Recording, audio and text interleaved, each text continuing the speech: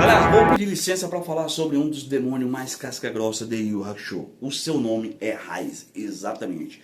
Esse cara tão poderoso, tão fenomenal, ok? E simplesmente poderoso. Por que eu estou falando isso? Porque apesar, né, desse hype, desse perfil super casca-grossa, muita gente ainda tem dúvida com relação a alguns pontos. Ponto esse que é, de fato, ele é ou não pai do Yosuke? Por que ele morreu e por que ele parou de comer? São algumas das perguntas com relação a esse personagem. Então, nesse vídeo aqui, nós vamos entregar para vocês essas respostas para que vocês fiquem, né, atualizados enquanto a isso. Eu sei que um fala uma coisa, outros falam outra, mas a gente vai entregar para vocês a resposta plausível, tá? Para tirar definitivamente as dúvidas de vocês com relação a esse personagem surreal, cara. O Raiz é um personagem atemporal, não tem como o cara simplesmente existe em Yu Yu Hakusho, apesar, né, da sua ausência. Beleza? Então vamos dar um pulinho lá, vamos destrinchar isso para vocês agora.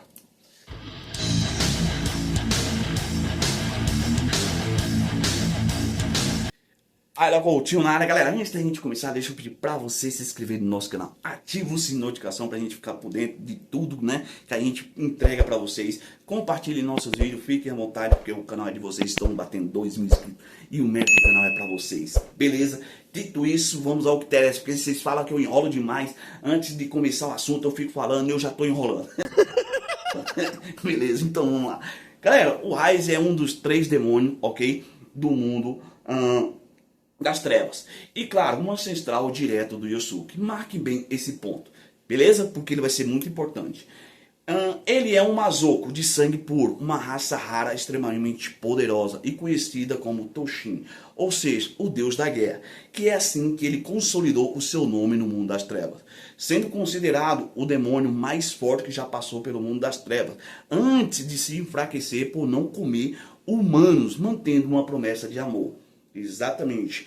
E aí a gente sabe que o Raiz, né, de fato, ele concluiu essa promessa. Ele manteve por 1000 anos. Por quê? No passado, ele se apaixonou por uma humana e jurou não comer mais carne humana, sobrevivendo há séculos, sobrevivendo 1000 anos com fome. Exatamente. Por que eu estou falando isso? Porque nesse tempo antigo, 1000 anos atrás, o que acontece? O mundo das trevas e o mundo dos homens não tinha aquela barreira espiritual. Os dois mundos podiam coexistir ao mesmo tempo. Mas o Raiz existia para infernizar os dois mundos. Ele era tido como uma espécie de canibal, certo? Então, em um determinado momento, ele acabou sendo ferido pelos caçadores. E ele procurou refúgio em uma casinha, tá, no meio do nada. E foi ali, ok, que ele de fato se encontrou com essa personalidade, com uma mulher, uma espécie de curandeira.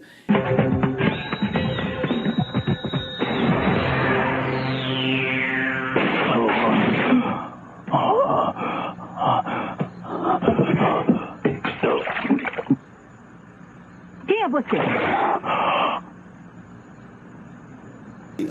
Ela vendo que ele estava ferido, ela tratou dos ferimentos dela. Ela extraía veneno do seu corpo e criava uma espécie de um medicamento. É como se fosse uma farmacêutica da época. E ali ela tratou do Raiz, certo? Ela vendo que ele estava ferido, ela pediu para que ele ficasse na sua casa para não correr o risco, ok, de morrer por conta do seu ferimento. Mas a intenção do Raiz era outra. Era infernizar, ok, a curandeira e possivelmente se alimentar dela.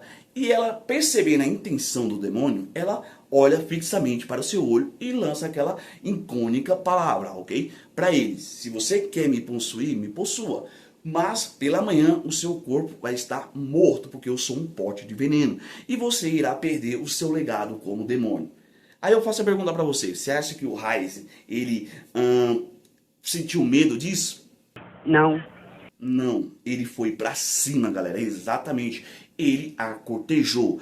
Justamente isso, seu mequetrefe, que vocês estão pensando, eles fizeram amor a noite toda. Então, ao amanhecer, terminando, o Raiz foi embora, apesar de não ter feito nenhuma promessa de reencontro com ela. Ele manteve a promessa de nunca mais se alimentar de seres humanos, por conta disso. Ou seja, ele acabou se apaixonando. Mas aí vem aquela pergunta, ué, mas o Raiz ele podia se relacionar com uma outra espécie? Sim, porque os Mazoco eles tinham essa habilidade, são um dos poucos, ok, do mundo das trevas que tem a capacidade de se relacionar com outra espécie em específico, o próprio ser humano, certo? Então nesse coito o Raiz acabou se apaixonando, olha só como as coisas é, até os demônios se apaixonam. E aí o cara passou, ok, essa abstinência por 1000 anos. E não foi uma vida fácil, porque volta e outra ele perdia o controle. E todos que iam lá desafiar ele tiveram, né, ali a oportunidade de encará-lo olhando olho no olho. E o Yosuke é testemunha disso. O Yosuke quase morreu, cara. De fato, mesmo ele estando com fome, ele ainda era poderoso. O Henk, o grande vencedor do torneio, né, do último torneio das trevas, o amigo íntimo do Raiz, ele afirmou com as próprias palavras que se alguém conhecesse o Raiz no seu auge, até mesmo o Yomi Yamukuro saía correndo com o rabo entre as pernas.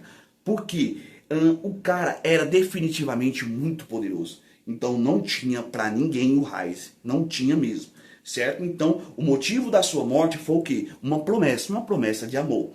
Exatamente. Até os demônios se apaixonam, para você ter uma ideia.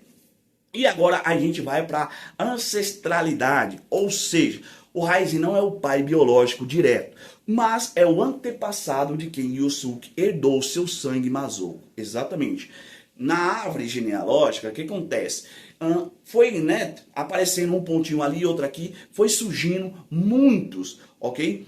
Na sua linhagem, mas só o Yosuke conseguiu atingir o sangue Mazoco, ou seja, só o Yosuke herdou o sangue Mazoco, certo? Então o Raiz ele é um ancestral direto do Yosuke, ele não é o pai biológico como a gente vê no anime, que existe uma confusão incrível com relação a isso, porque o anime fala uma coisa e o mangá fala outra, mas no mangá, né, lá que é o certo, explica claramente que o Raiz não é pai biológico do Yosuke, ele é um ancestral direto, beleza? Por isso que existe essa confusão.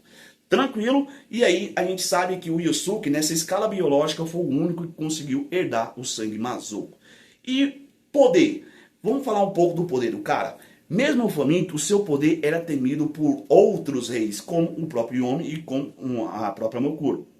Por que eu estou falando isso? Cara, no seu tempo, no seu auge, não tinha ninguém que pudesse desafiar eles. Quando o Yomi pensava em ser rei, o Raiz já dominava o mundo das trevas com maestria, há anos à frente. A Mokuro da mesma forma. Ok? Então a escala de poder entre esses caras são incrivelmente insana. Como o Raiz ele acabou, né, como eu posso falar aqui, como ele prometeu não comer, o que acontece? O seu nível de poder caiu. Então nisso que foi decaindo, chegou a um ponto de se igualar com o Yomi e Mokuro, certo? Por que eu estou falando isso? Se o Raiz não tivesse feito essa promessa de não comer, o Raiz estava muito à frente da Mokuro e do Yomi, cara. Não teria comparação.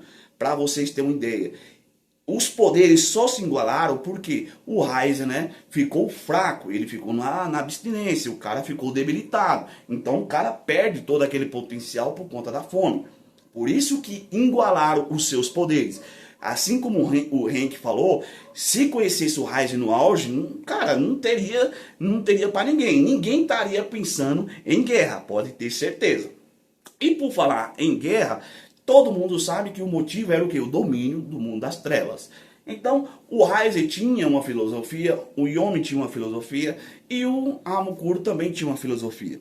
Porém, a filosofia do Raiz era extremamente diferente da Mokuro e do próprio Yomi. Apesar que o Raiz se dava melhor com a Mokuro do que o Yomi. Por quê? O Yomi queria dominar o mundo das trevas, o mundo dos homens e o mundo espiritual. É tanto que antes de morrer, ele aconselha o Yosuke a se aliar a Mokuro e não ao Yomi, certo? Então o que acontece? O Raiz sabia de fato o que ele planejava.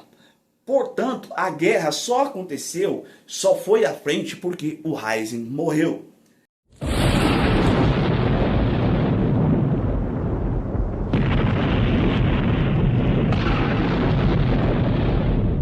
Galera, se o Ryzen não tivesse morrido, a guerra não teria surgido, não teria torneio, não teria nada, porque o rei estava lá, cara. Mesmo ele fraco, ele tinha a reputação de ser poderoso, não tinha pra ninguém. E ele deu demonstração de quanto ele é forte. Lá quando ele possuiu, ok, o corpo do Yosuke contra o Sensui. Certo? Então, o torneio só existiu porque o Ryzen morreu. Então os caras perceberam, opa, Ryzen morreu. Esse é o momento de atacar. Foi tanto que quando ele morreu, o Yomi foi o primeiro a perceber. Por conta do ronco do estômago do Ryzen, né? Que pairava pelo mundo das trevas. Todo mundo sabia o horário só vendo o ronco do monstro. Certo? Então quando esse ronco cessou, todo mundo falou, opa, ou o Ryzen se alimentou, ou ele morreu, como o próprio Kurama falou. Certo? E aí, é claro que a história do Ryzen, ela é muito, digamos, marcante, emocionante, porque, de fato, ele é um cara muito poderoso. Eu sou uma espécie de canibal para os homens.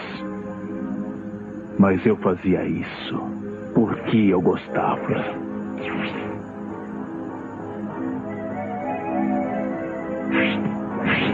Poderoso.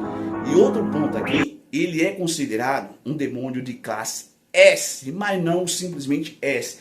É um S superior. Exatamente, o cara está em outro nível, está em outro patamar, certo?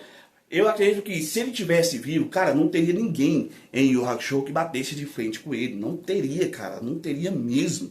Porque o cara, ele tinha uma presença tão imponente, ele era tão, sabe, tão marcante, que todo mundo respeitava ele.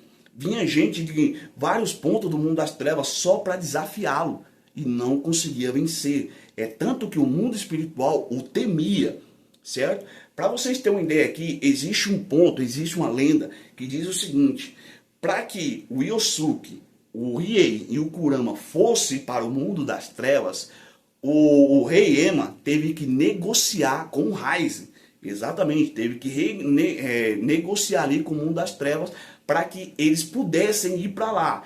Em troca, né, enquanto estava acontecendo o torneio das trevas, nenhum demônio poderia perturbar o mundo dos homens.